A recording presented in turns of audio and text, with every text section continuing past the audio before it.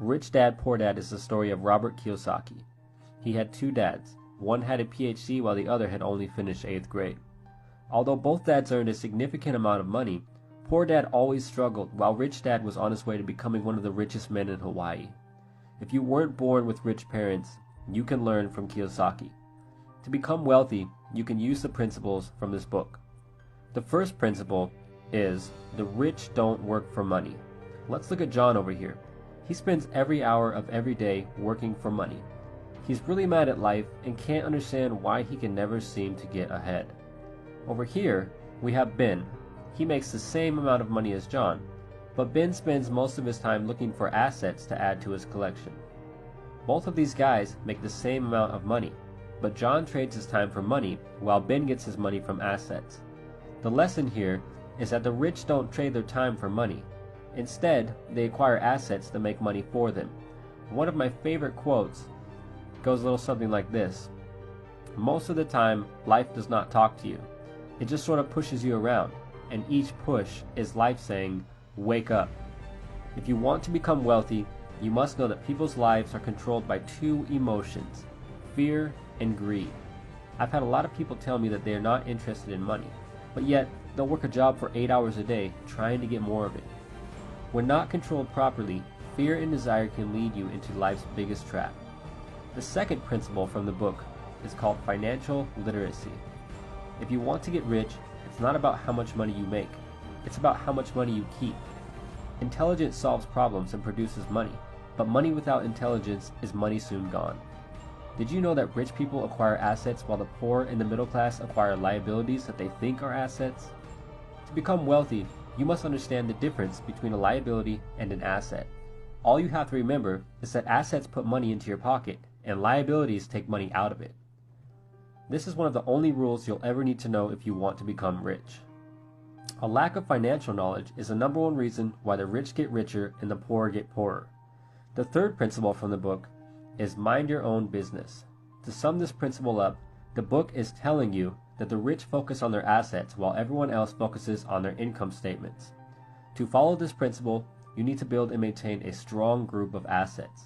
An asset might be a piece of real estate, a website, or anything that produces positive cash flow for you every single month.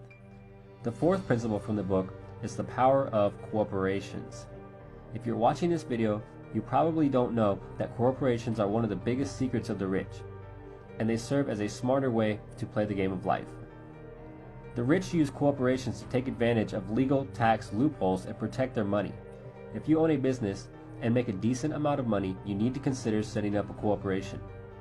To get rich, the book says that you need to train your financial IQ, which is comprised of your knowledge across several broad subjects.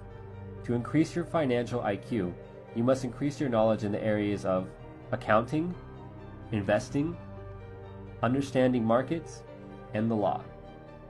Accounting is for reading and understanding numbers, and investing is for using your money to make more money.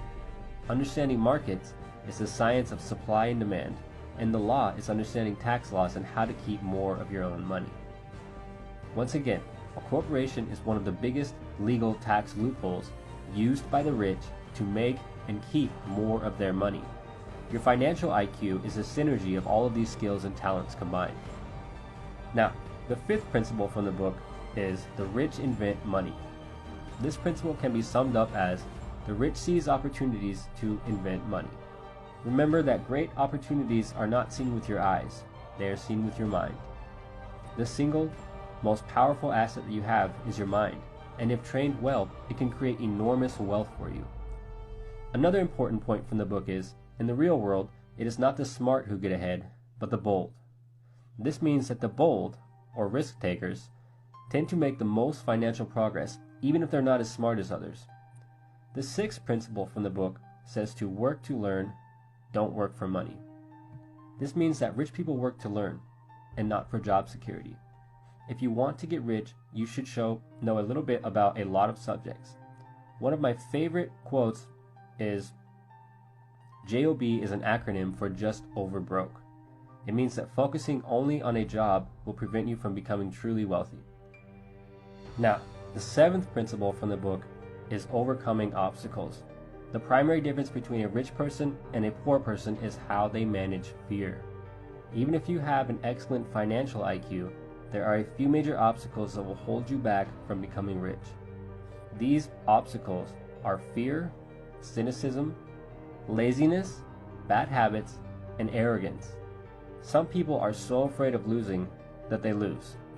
Cynicism is the kind of like another word for self-doubt, and for many, it's a major obstacle. Laziness is another obstacle that we all struggle with. I remember after I first started getting results in the gym, and once I'd achieved what I considered to be a decent accomplishment, I started to get lazy, and I didn't want to go to the gym as much. The same laziness that prevented me from going to the gym can hold you back from becoming rich. Bad habits can have the same effect. Stop watching so much television and going out to drink on the weekends. The final obstacle that everyone must face is arrogance. Robert Kiyosaki said, "Every time I've been arrogant, I've lost money because I believed that what I didn't know wasn't important." Don't let arrogance steal your money. Now, let's look at the 10 steps to awaken your financial genius. Step number 1. Find a reason greater than reality. The power of spirit. Have a strong reason to pursue financial independence. Step number 2.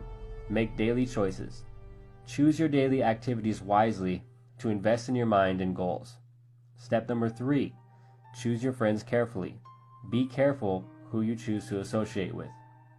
Step number 4. Master a formula, then quickly move on to the next. Financial success is closely linked to how quickly you can learn new formulas for making money. Step number 5. Always pay yourself first to enhance your self-discipline. If you can't control yourself, don't try to get rich. Step number 6. Pay your brokers well. It's hard to measure the power of good advice. Step number 7. Be an Indian giver. With the right deal, it is possible to get something for nothing. Try to make investments that offer you something for free, such as a piece of land. And step number 8. Use assets to buy luxuries. You should always buy luxuries with income from assets and not loans. Step number 9. Choose heroes. By having heroes, it becomes much easier to tap into your raw genius. And finally, step number 10. Teach and you shall receive. When you need something, give what you want first, and it will come back to you in buckets. These are the main principles from Rich Dad Poor Dad by Robert Kiyosaki.